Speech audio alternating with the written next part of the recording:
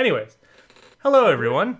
Yeah, who are you? Now that we got this figured out, I am Galen Herbstick Cortina, or Chigginators, and I'm a financial planner who works with streamers. And you are? Ernest Jones. I am a CPA who works with streamers as well. And much like other mythical figures, I arose last Sunday. Or real figures. I don't know what you believe in. I don't know who's in the audience.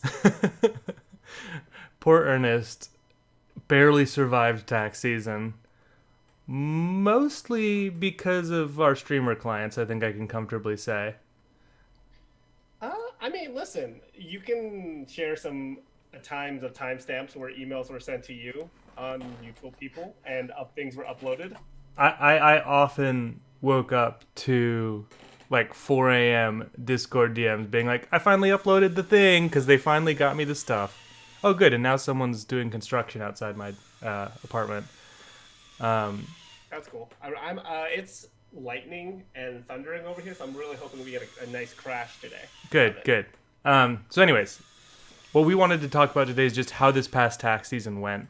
Talk about what was different, because this is the first tax season after the new tax law. Talked about what kinds of things were the same and how you might prepare yourself better for next year. So some of this is going to be rehashing of things that we've talked about before, because really the basics remain the basics.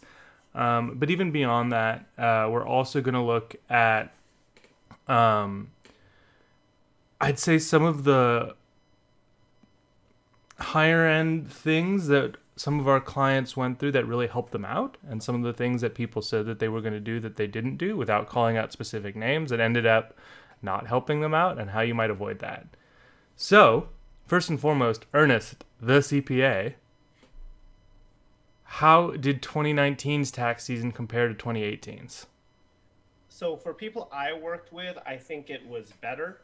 And so in case you're wondering why this topic gets brought up so much, I would say on the administrative side, especially, Galen, you'd agree that this is kind of the biggest pain point for broadcasters, right? Mm-hmm. Or at least in the top three. Mm-hmm. Then of course there's the technical aspect of troubleshooting your stream and all of that. But I mean, a humble brag, I was like dragged around a bunch of different shows late Jan, early February, early February, right? Like, so a lot of people were, I'm a touch quiet, so let me adjust my mic a little bit. Yeah, you suddenly got really loud right before you did that. Okay. But I think you're good now. Okay. I'll talk in a very dulcet, smooth tone because I'm very excitable. So I'd say I'm actually not used to this current version of Ernest because I've spent too much months listening to the subsisting on caffeine version of Ernest. Right. So I'm gonna try to ASMR today's stream. So this is kind of a big pain point for streamers. So what worked for people that I worked on in prior years that I noticed was, we had better planning in place. There was an expectation as to what would be owed. A few clients actually made quarterly payments, so that helped out quite a bit. And so when we got through it, come April tax time, when a payment was due, they were already paid in, or they had a good expectation as to what was going to be owed. So they weren't, kind of figuring out, well, like, I wasn't expecting this type of bill. I've got to kind of get cash flow in order to make the payment. And so a lot of this game is really just managing expectations as to what is owed and kind of how, the tax year lined up. I make it a point to try to schedule conversations with people at the latest, Q4, but we should be having these conversations regularly and, managing expectations and planning for what the tax bill will be. What did you see? Because I mean, I get all of this. Oh, you're super busy during tax season, but you're just as busy as I am. Yeah. Well, I did. First of all, I did a lot of chasing people down to make sure that they were getting you stuff or getting you rough approximations of what we had, trying to be like, just give me the documents and I can give them to Ernest too, and we'll be good. What I saw was, in general, my business owner clients paid less in taxes than they did the previous year, assuming, per dollar of income, right? Their tax rate was lower, which is what you would expect given that most people in the streaming industry were able to take at least some of the qualified business income deduction, which was a big, decrease in taxes. Additionally, just tax rates in general dropped, and my streamer clients did not happen to be the ones who were really impacted by some of the things that they put in place to try and moderate that tax drop, including like the state and local tax cap. My clients who were high income earners in the state of California, however, really got hosed because they lost some of their biggest deductions. They lost the state taxes, so the state income tax, and they lost the mortgage, the local taxes. So they lost some of the stuff with property taxes, and so it would be an interesting kind of survey if you could see and survey people and determine, because there was all this hubbub and brouhaha going into this tax season with all of the changes. And am I going to owe more? Am I going to owe less? Et cetera, et cetera. I think, to your point, Galen, that when you line up the years, most people ended up paying less. Mm-hmm. I had a few people get clipped, just like you in California, where I'd expect California, New Jersey, New York, right, to get nailed, but most everywhere else, yeah, was less. The other thing that I saw was that a lot of the people that I'd worked with over the course of the year were just generally a bit better prepared, which made me feel super good. I had at least one client actually get a small refund, a streamer, which was like, oh my God. Like, obviously, ideally, it would be zero, right? No refund and no payment owed. But for a streamer to get a small refund on their tax return in April was like incredible. Yes, we made the quarterly payments. We did it successfully. We didn't, loaning the government money as opposed to owing a big fucking tax bill at the end of the year. I'll take that. So that was really, really cool to see. I definitely saw a lot more confusion, I felt like, this tax year. Taxes are a constant source of confusion, especially in the streaming space. But this year especially, I saw more, and it was because of all of the changes. They heard that maybe business owners would pay less. They heard that there were like these changes that might impact you, but they didn't. I felt like there was less certainty around what they might owe, what they might be able to deduct, what they should just expect overall in taxes.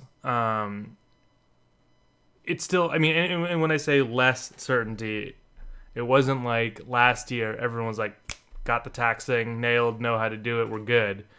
It was still a lot of confusion last year. It was just a bit more this year with the big change. Those would be the main two things that I saw.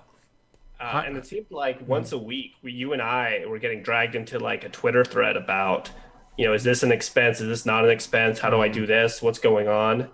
And I don't know if that's just different because for whatever reason, or if it's, isolated strictly to the new tax bill. I think it's a mix of things. I think it's the new tax bill, and then I think it's just the longer that you operate in the space, the more people know you, the more likely someone is to come across one of those threads and tag you into it, and so on and so forth. But I do think it contributed. I want to see, this is outside the streaming space, but I want to see if some of the like predictions were borne out. Like, do season ticket sales for sporting events drop through the floor because suddenly businesses can't write them off for taking clients there and stuff like that? I don't know. Those ones I'm more just like curious about. Opinion. I think they're just the big corporate entities are just gonna run that through as advertising and try to bury it in their GLs. Because there's an argument to be made that it truly is advertising and not so much client relations, right? Mm-hmm. So we'll see what happens with it. I think I've always said this, and I don't know if I said it on the show, but I think a lot of these things expire in 2025, and it takes a couple of years for 2018 audits to kick in, where it's really in depth, and you end up having court cases kicked up the tax court and things interpreted and additional guidance happened. I think, so that timeline, you're looking at like 2021, 2022 for when all of this stuff ends up getting interpreted. And then it's going to be really silly if we go back to the old rules in 2025, and then all of this was just kind of a weird parallel timeline.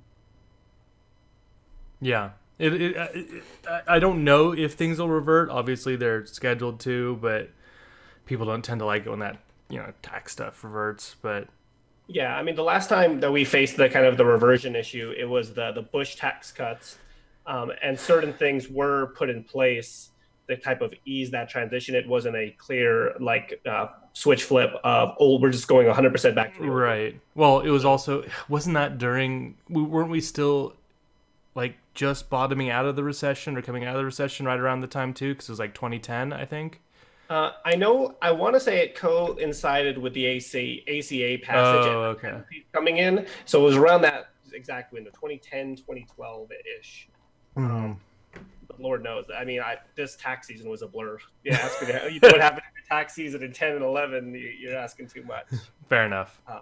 But one thing we wanted to talk about was kind of the pain points that Galen and I both saw during the course of the season, because that 3-month window where we're prepping taxes and Galen's advising people, we see just a lot of information that allows us to determine what's going on. Mm-hmm. Yeah, I mean, for one of the pain points that I saw was one that wasn't entirely, not even minorly a broadcaster's fault, but they also could have made it not as much of an issue, which is Twitch and Mixer both had major problems with getting 1099s out on time, or even remotely close to on time. Ernest, by the way, the thing that's causing your fluctuating audio is probably under your audio settings. You probably have a checkbox going that says automatically adjust my volume. So if you go audio settings, there's a little checkbox under microphone that says audio automatically adjust audio. That's usually what it is in Zoom. But yeah, so Twitch and Mixer both screwed up big time, which for companies owned by Amazon and Microsoft, that's pretty bad that they do it like that. That's pretty bad that they would screw it up that much. However, I will also say that you shouldn't be relying on 1099s to know how much money you made. Correct. The specific numbers of it are very useful for doing taxes, but you should have a really good ballpark idea. You don't need your 1099 to tell you how much you spent, for instance, so that you should all be cataloging over time. And frankly, you should be just every month or so tallying up what you earned so that you actually have a good sense of it. Like the fact that not getting 1099s was such a big issue tells me that people were very poorly prepared to start off with, right? And this led to, I think, the biggest pain point during the season, that exact thing, people not knowing a couple of things. So let's group them into categories. Not knowing, number one, about how much they actually made month to month. They should be tracking that anyway. And then the second thing is not knowing about the payout dashboard. Mm-hmm. And so all that info is there. That went live, I want to say, October of last year, Galen, is that right? 2018? Thereabouts. And so what that is, for everyone listening, is where you can go is you go to your channel analytics page, about 3/4 of the way down on the page on the left side of it, you'll see view payout history. Mm-hmm. And from there, that will show you exactly how much Twitch paid you on every 15th of the month, because I think that's about the timing of the payout. Sometimes there's a weekend or a holiday and things move, and so that will tell you precisely how much Twitch paid you. Mm-hmm. And so you don't even need a 1099, because the 1099 may not be, and this was the other issue, was that people's 1099s, because of how they deposit funds, may not have actually reflected all of the payments that they received from Twitch. Was it bits that got left off? It was bits, yeah. So shameless plug, I wrote something, and I'm going to post it in the chat, that kind of explains how the Twitch 1099 gets issued. And part of this is the issue that we've talked about, I don't know, 14 million times on this show, with Joel. I think Galen and Joel have discussed it. I know I've discussed it with both of them. This is what happens when you deposit your Twitch payments into PayPal. So the TLDR is that when you receive bits, that gets classed a certain way. And that classification precludes it from being on the 1099 from Twitch. So you have to, look at your data and actually get your income right. It doesn't matter that it's not on the 1099. Your requirement is to report all of your income. And so a lot of people were saying, it was weird during the year was that some people did get their 1099s earlier from Twitch in February. And then they ended up coming back and saying, like, don't use that one, we're going to reissue. And they were the same. Mm-hmm. So I don't know what the issue was. I know it did not affect everyone because the 1099s that I saw, some people who were told they may have been wrong, it ended up not changing. And for others, it did change. So, you shouldn't be relying on anyone to provide you documentation to do your taxes. You should be able, now you do need them, right, if they do get issued. And we'll get into why in a second, but you should be able to kind of, worst case scenario, get something prepped on your own data and then use that to extend and wait till all of your documents come in. Agreed. I mean, and that's one of the things that I try and work on with clients throughout the year. Not only for taxes, but just so you know how your business is doing. Like, if the only way that you can ballpark how your business is doing is whether your bank account's going up or down, you're doing a really crappy job as a business owner. Right. If you're trying to decide, you're in good company. Almost all business owners are in that spot unless they actually have in-house like accounting staff, right? Or bookkeeping staff. Like most businesses run like that. But the successful businesses generally don't. My uncle runs a couple restaurants and he's got an app where he can see how he did on sales today, how he did on expected costs, how it compares to the previous 2 years on those kinds of things.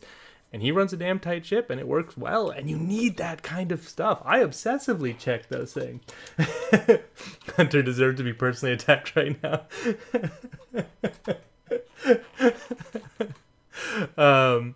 But really, like we're saying, this was an issue.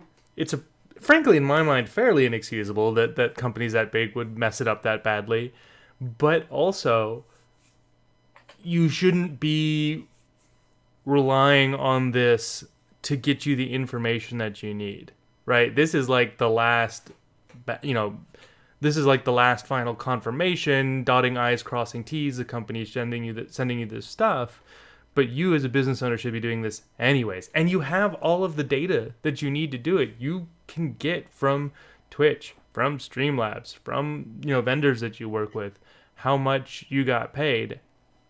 You can just look at your bank and see which transactions came in that were payments, if it's like even to that level, right? Yeah, because for the most part, why does your bank account go up? Because people paid you, right? Yeah.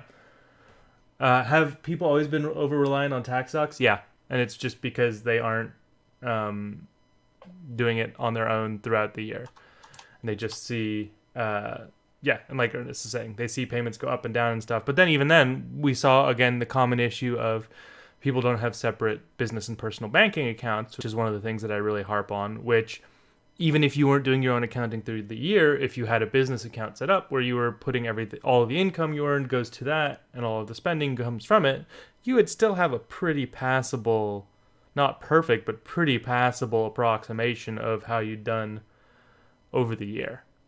Stop. You're giving it away for free. You're spoiling.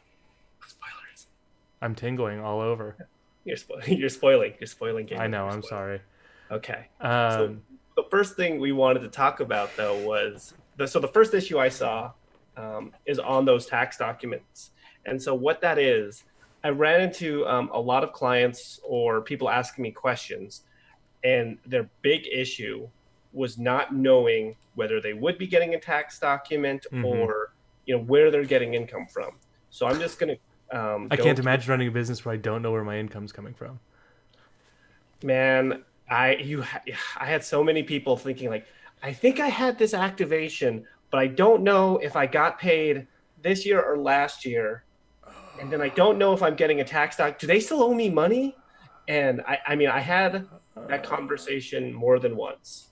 And so kind of the executive summary of this next section is, hey, kind of you create some checklists and know where you're getting money from. So every broadcaster is going to have the following income and tax documents. You're going to have your 1099 and your payments from Mixer, Twitch, YouTube gaming, wherever you use Facebook gaming. Caffeine, Facebook. Yeah, all of the platforms, right? You're going to have, tips from your community. So that's, in most cases, all of that goes through PayPal. I haven't seen an occurrence yet that doesn't. But, for example, people can tip via credit card directly in Streamlabs. At the same time, at this exact point, I saw some tweets, and I don't know how true it is, where people were saying, hey, did you know that you have got to tell PayPal? I'm sorry. Oh, God, the payout part? Do the payout once you hit a threshold. And people were sitting on, not crazy amounts of money, but I saw a couple $100 even. I saw a couple thousand. Oh, really? Jeez. Yeah. That'd be a pleasant surprise. Yeah, with direct payments on Streamlabs, direct payments via credit card, there's like a separate little thing that accounts for it that just you have to click a button to pay it out. Oh, there you go. So I swear we aren't just talking about Hunter and saying some people, but apparently Hunter out. Apparently Hunter is our living example of learning. Hunter's our living example of how we learn and grow. We'll bring him on next year for Hunter's growth over time as a broadcaster and business owner.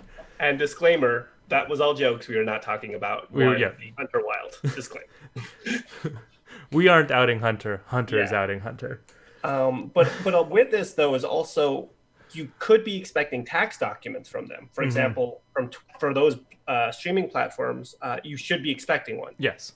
And I would never finalize the return until you are confident that you have collected all of those documents. Because, quick tangent, the reason you don't want to do that is you don't want to have a mismatch between the tax documents you've received and what you file with the IRS. Yep. Because that's what's going to generate a notice, and then it's not hard to unwind and get that corrected, but it's just additional headache you don't necessarily have to deal with. All of these things that we're saying are a little bit of effort to reduce a lot of headache. That's overall what we're aiming for. And it's to reduce headache on my part, on Ernest's part, on your part, just collectively less headache if you spend a little bit of time doing this throughout the year as opposed to doing it and setting up systems that make it easy to do as opposed to panic and try and do it all at the end of the year and then message Ernest on April 13th being like, so I heard you know taxes because I actually saw the blood come out of his nose. Well, to be fair, and that order you gave is reverse. So in other words, do this to save yourself. Oh, yeah. And save your planner if you are engaged with one, whether it's Galen or who someone else, and then your accountant, because the accountant is used to it, honestly. Like I do my best. That makes it sound so sad. He's just used to the abuse. It's the business I've chosen. Like a lot of people were very kind in saying, hey, I hope you're recovering after it, or like, oh, you must be slammed right now. If I really hated it, I wouldn't do it. Right? So it's kind of it is what it is. Now the other thing is though, you should if you're with an agency. Often and they broker deals for you and they collect the payment and then remit to you, which is pretty common. Which is very common. You should be expecting a 1099 from them. If you do any direct activations, sometimes they will issue you a tax document as well. Again, the thing to keep in mind being the $600 threshold, where if it's a $500 activation, you might not get something. And if they pay you through PayPal, you shouldn't be getting anything. Right. So But the thing about it is, as you're going through, as you sign that contract, hopefully you're signing a contract for those deals. You We are should not just, lawyers, but we know some, and we know some good ones if you need that help. yeah. I've always hated the Reddit acronym I for not. anal. I wasn't going to say it, Galen. I I was going am to have not people a look it up. lawyer. But anyway, I think my advice would be is as you sign these deals, is just make a checklist, right? Like I did this. I'm going to the Borderlands event, or I'm doing a Division 2 launch, or I'm doing this and that, and I'm getting paid from this person. Checklist. Just make an Excel document, Google spreadsheet. Just list this, and then when it comes to tax time, you can just highlight them or delete them or do what you need to do to track those documents coming in. Yep. Because that was the biggest, pain point that I saw with people was that, like, I think I got a 1099 for this, or I didn't know, and they were, trying to just piece everything together. And with that, I think it's a good transition point is kind of organization. Some people didn't know what account funds were going. Right. So, for example, let's say I did an activation and I got paid $750, and they issued a 1099 to me, even though it went through my PayPal, and they shouldn't have.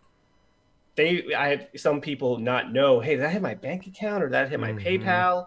And so we had to kind of, pull data and piece together that piece. So it's important to know not only where you're getting paid from, but where it's going.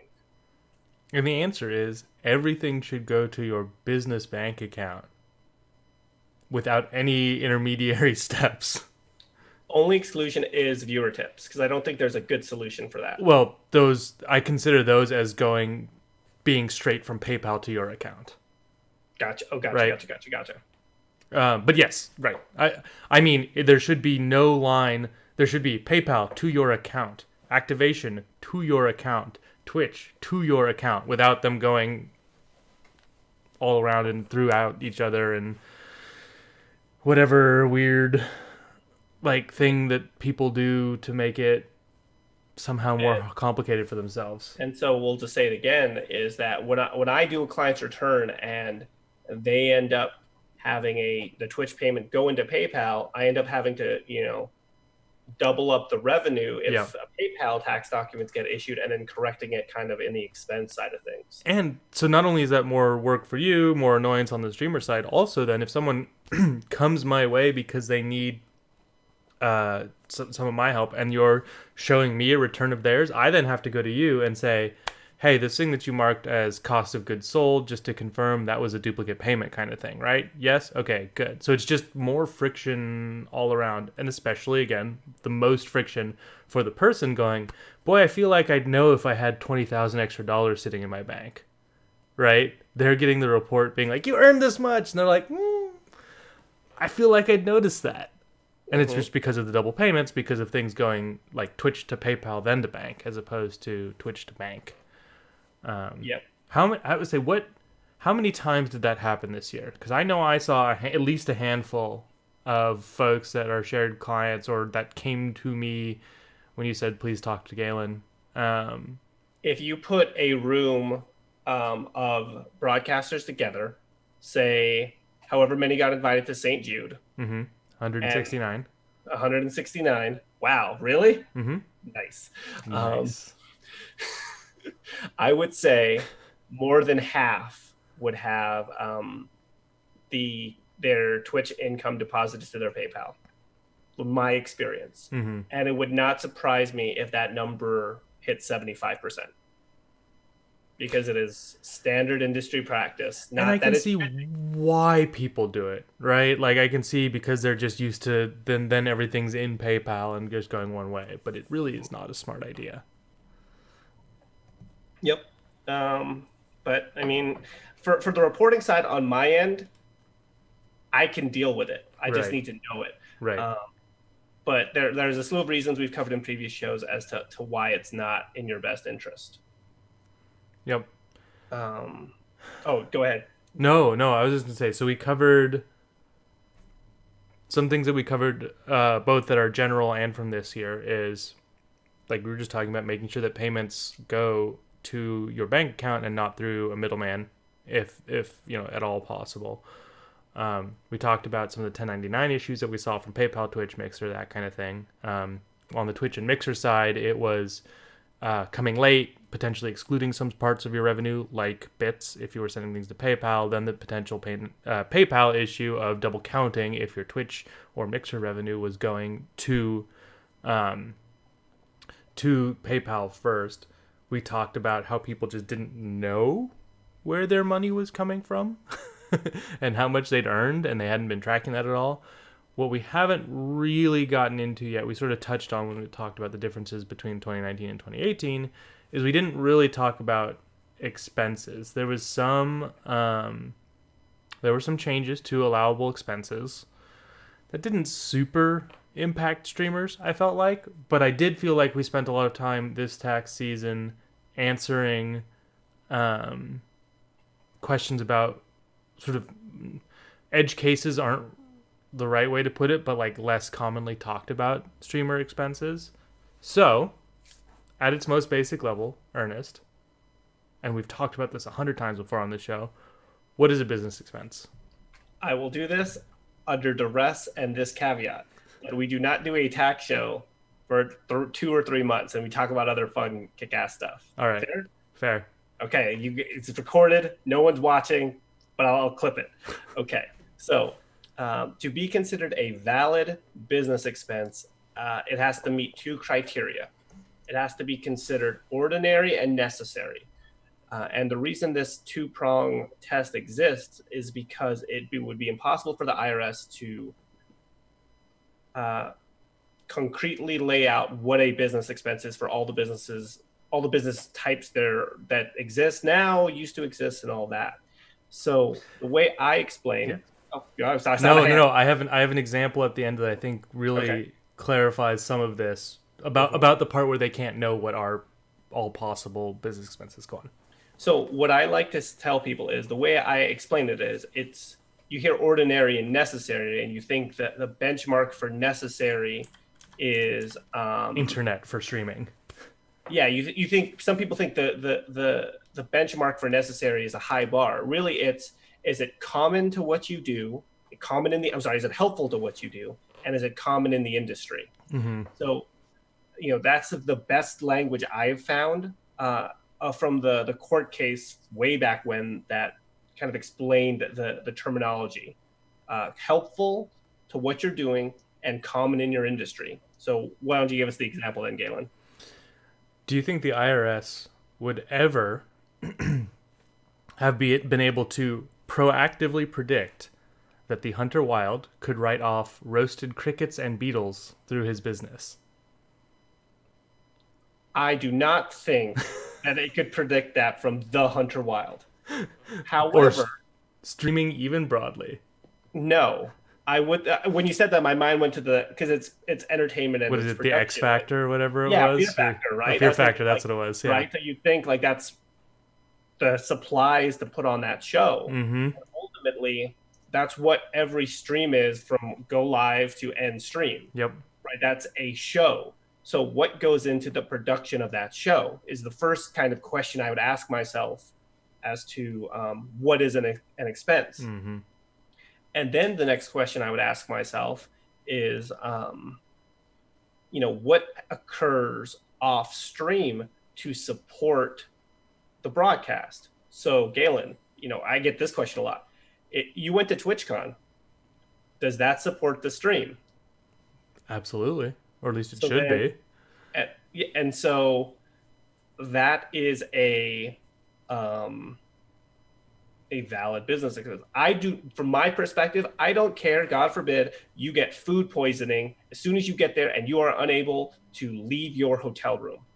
You had every intent for that to be a networking and business kind of function for you to branch out, meet people, meet developers, just kind of do something. You may have the time of your life. You may have so much fun and you may think, well, that can't be a business expense. I had fun. Like, that's not how that works. It's usually how conferences are for me. I just have a lot of fun at them. But that's not how that works. That's right. It's not a question of, you had fun with this at cost. That's not the benchmark. Mm-hmm.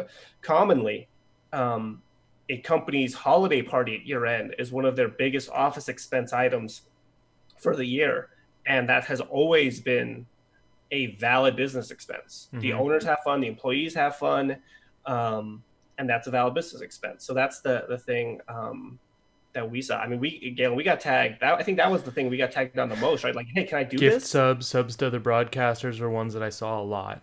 I would be scrolling through my phone at 3 a.m. and I just see Galen just like fighting the good fight. Yeah, that's marketing. What are you doing? Yeah, exactly. And not in the cynical sense of like, oh, the only reason that you're doing this is because the only reason that you sub to your friends is because you think it'll help your business. Like, it's still the networking in the good way with other broadcasters, which ultimately is good for your business. You know what I like to say in those circumstances, Galen? Is things can be two things, right? It can be a true-hearted, like, hey, I just want to support my friends, but it can also be a networking and business expense. It doesn't, these aren't, mutually exclusive, opposite circles, not connected Venn diagram. Yep. It can be both. It can be multiple things.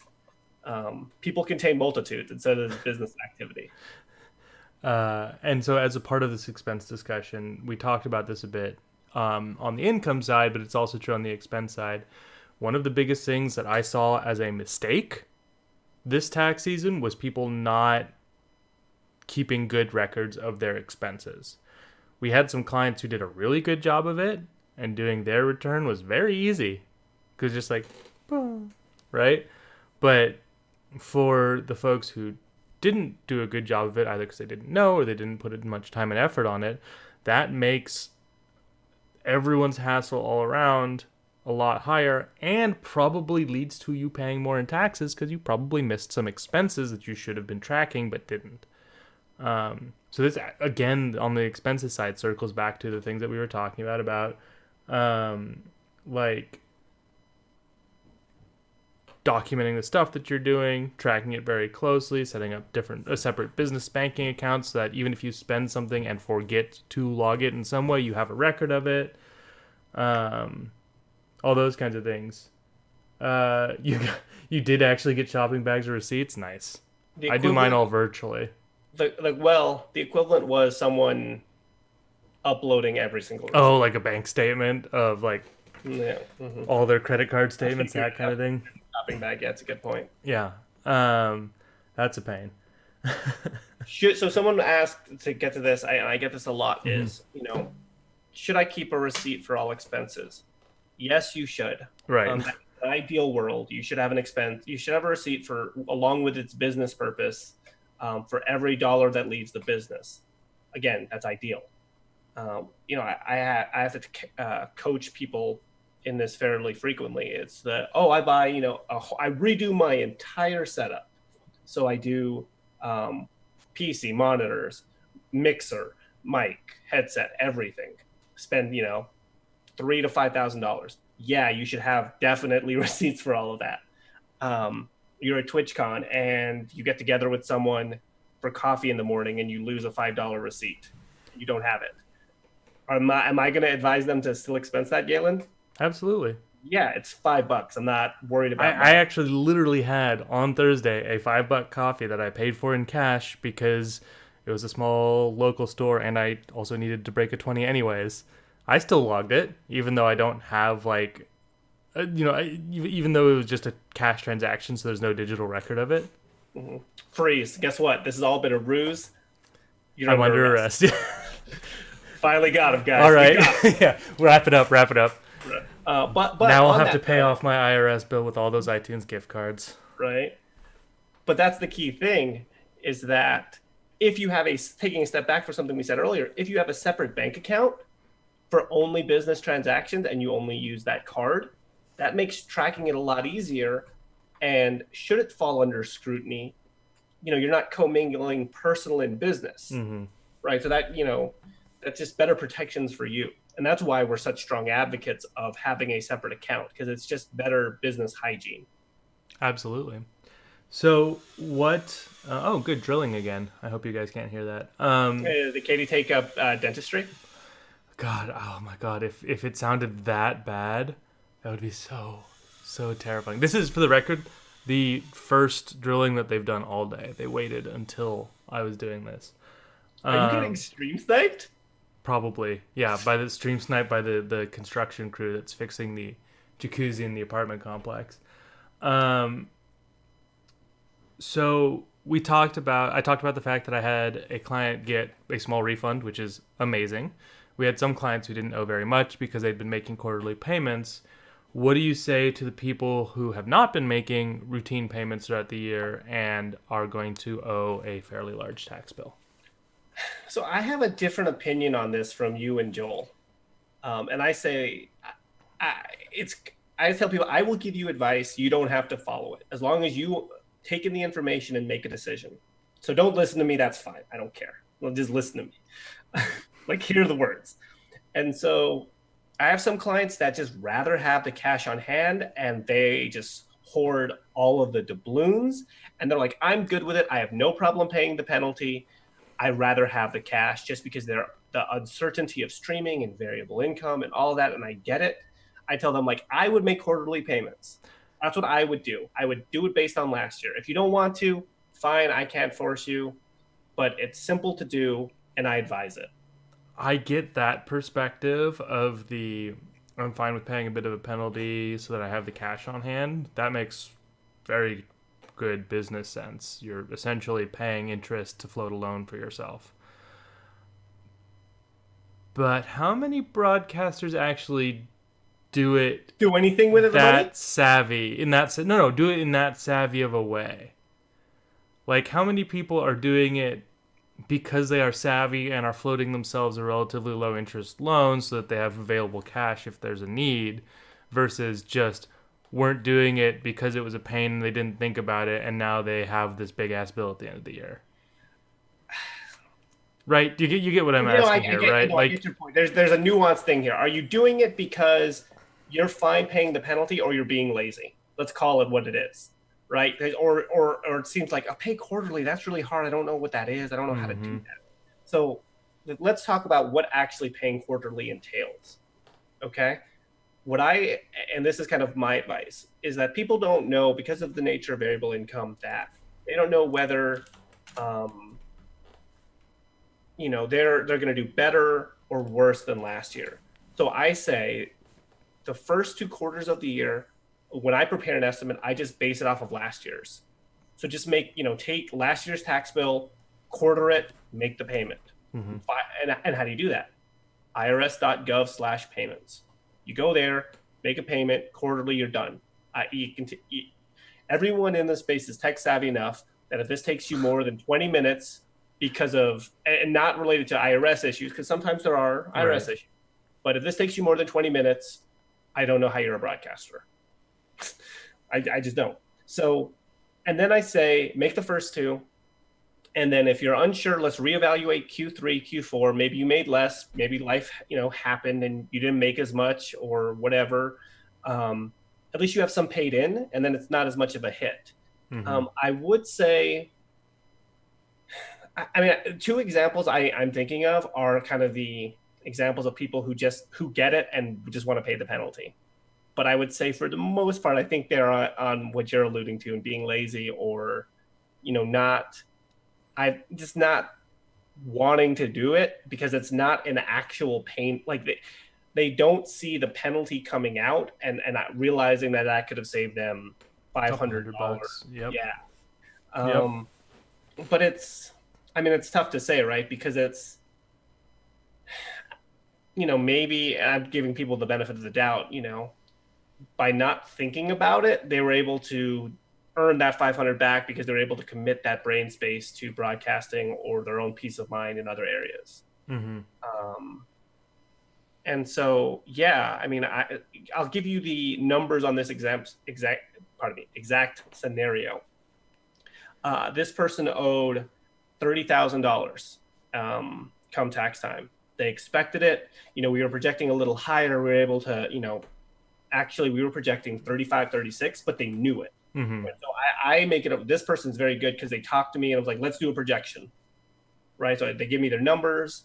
I do an expense estimate based on last year because they're pretty stable with the expense side of it. Right. Like, all right, here's your tax. And they're like, cool. So they're actively planning for it, right? They're not electing to not make the quarterly, but they know what they're going to owe April 15th. And that's kind of the example I'm talking about when people. That's fair. I think that's a valid business decision. Right. And so that when I kind of wax poetic about, not making the quarterly payments, if you're doing that step where you're kind of estimating what you owe and saying like, I'm not going to do it, but I'm going to, make sure that I've got that number and I'm prepared for it. Mm-hmm. That's valid. But if you're not making it because you're kind of, sticking your head in the sand, that's not great. Not ideal. Fair enough. So we are nearing an hour.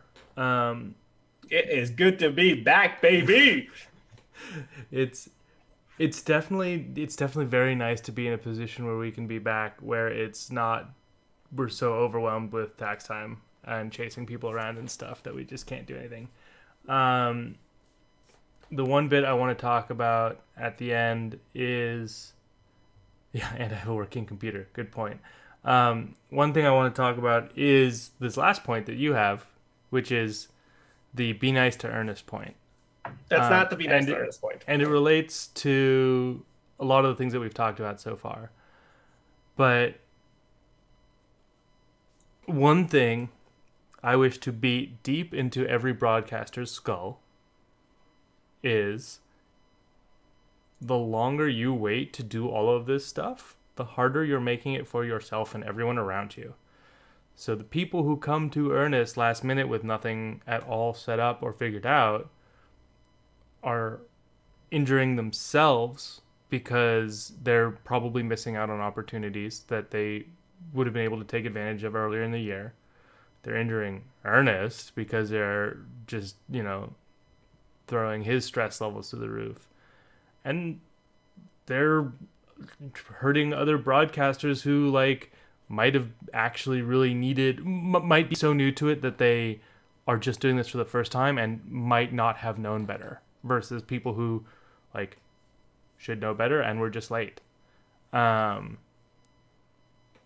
things that you do, we hammered on this a lot today, but the things that you do that you as a broadcaster can do to make a lot of lives easier, including mine and Ernest, but especially yours, don't take a ton of work. We've put out so many free resources on this stuff, and we still see a lot of last-minute things. And we kind of expect that with the industry that we picked, right? We kind of expected that if we were doing finance for, entertainers, it would be more on the ad hoc, hectic side than on the really well-defined corporate side. But still, do everyone a favor. Did you get your big thunder? And I think it's getting brighter. I think the clouds are clearing because we've successfully navigated our first show back, and really that's what it is. The universe was very sad we hadn't done a show in a while.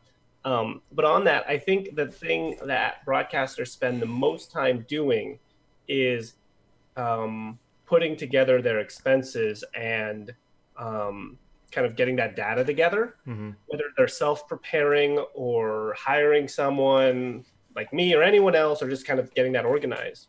And the issue is because of the commingling of personal and business, or just not having a business account. And so my advice is always do it quarterly.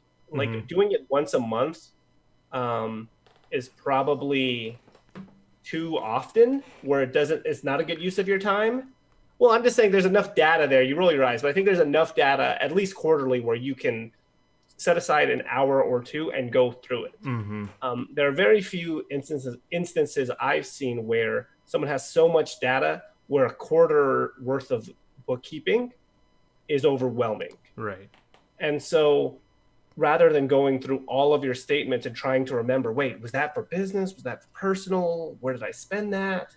What did I do? But let's talk about that eye roll though for a second. So if you have a big month where you go on a con or a couple of cons, do it monthly, because you're going to have a lot of activity that month and save yourself the hassle. I think Galen's about to hit the sledgehammer. It's like, look, I spend an hour every month. It's not that big a deal. No, it's not. Yeah, and he's right. But at least quarterly, it's going to save you so much time at the end of the year. I say this all the time, do it quarterly, it'll save you a bunch of time. but it's true.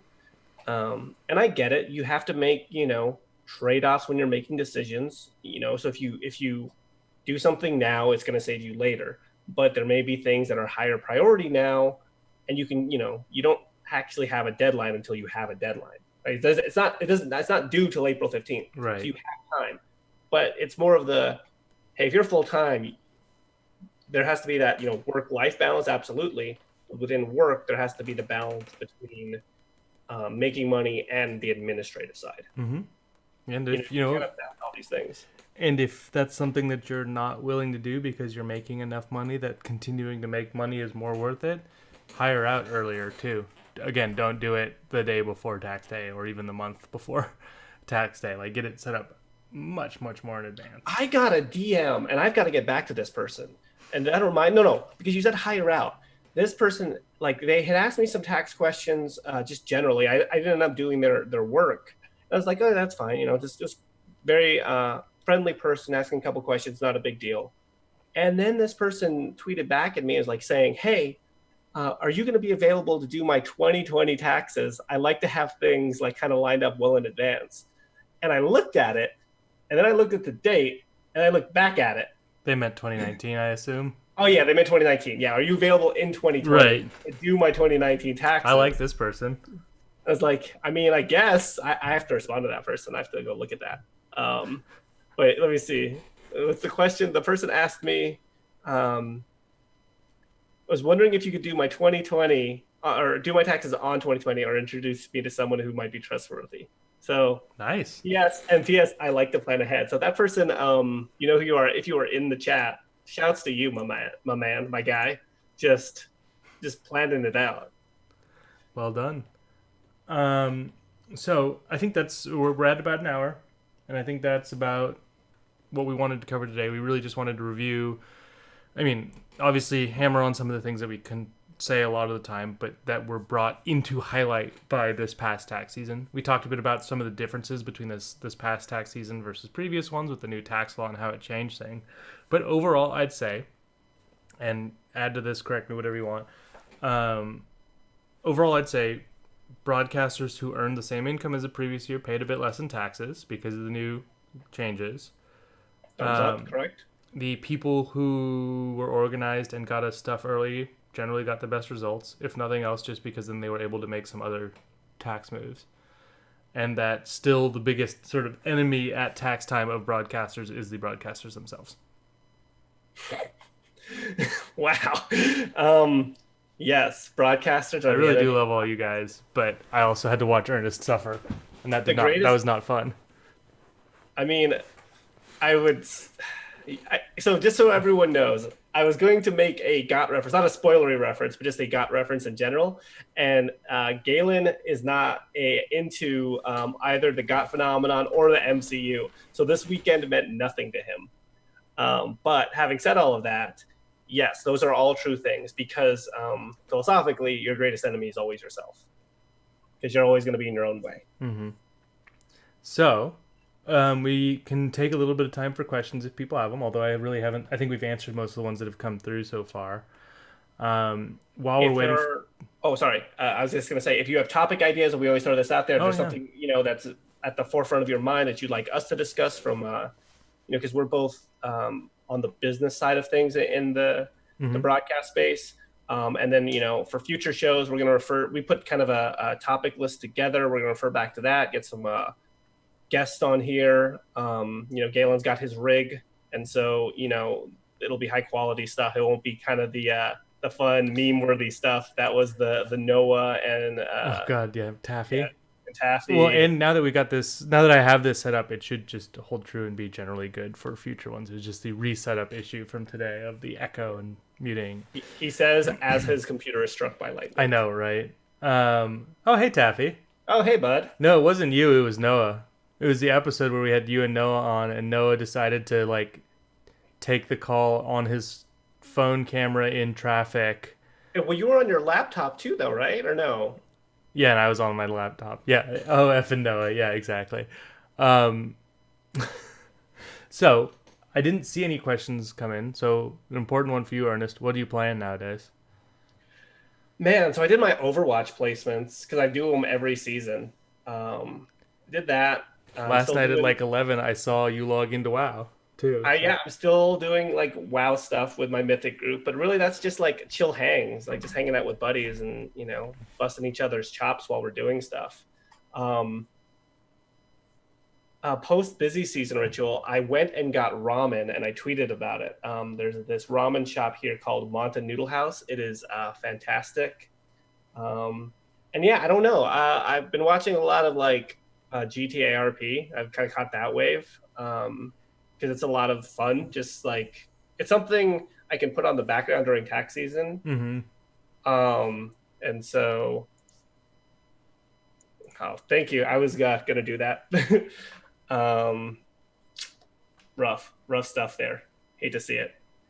Good looking out though, but.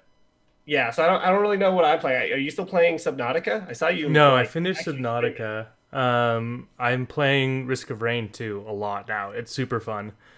Um, that's mostly, and then StarCraft co-ops. Like I love StarCraft co-ops. So that's those are the two main things that I've been doing. I'm Yeah, I excited think to that's mostly see it. the Borderlands stuff. Yeah, I know everyone's coming out here to LA. It's kind of cool to see.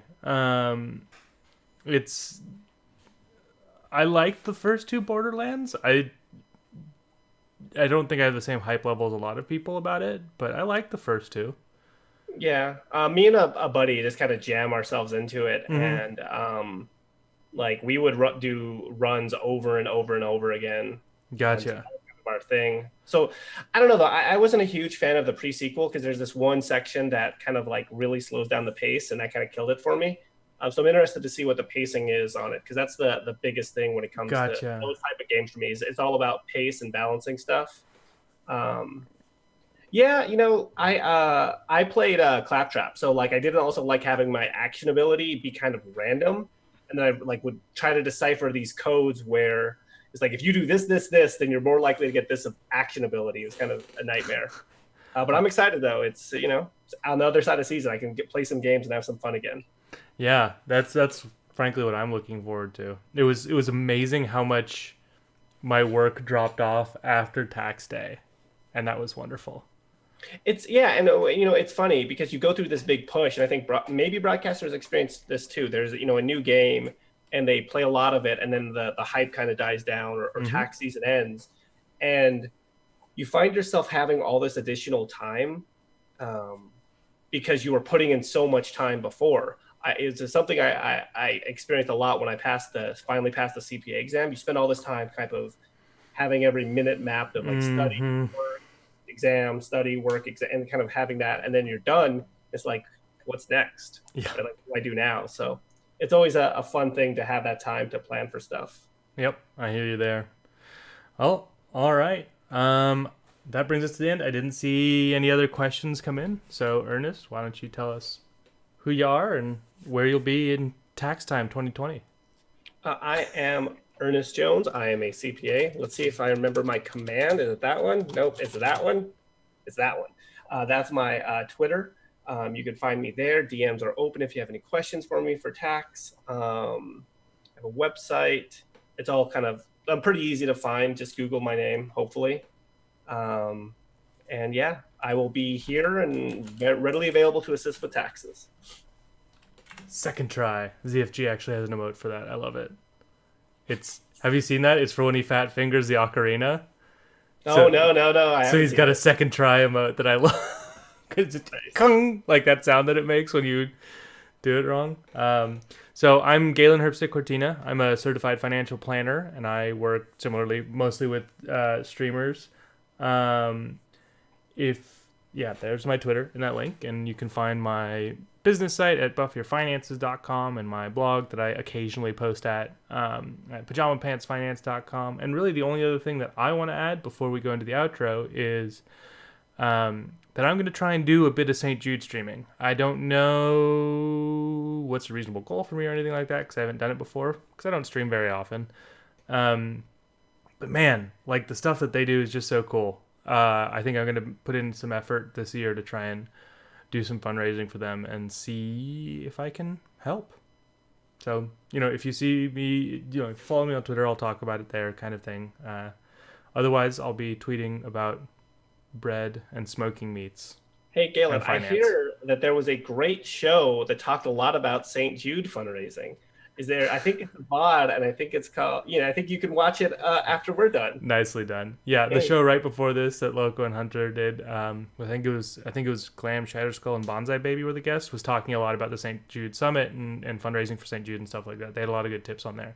I should watch that to make sure that I'm getting all of the relevant pieces ready. I was inspired by Hunter. I've got Bean Boozled, Carolina Reaper jerky. This is what Hunter did.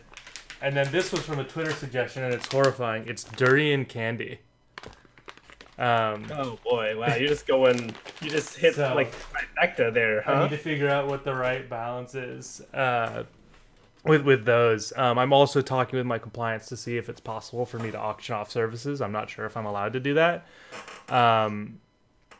And I also need to talk with Moblord about whether or not I can auction off the extra In Moblord We Trust shirts that I bought. So, I mean, well, they're your property, right? They are. But, Mob's a friend. I don't want to just...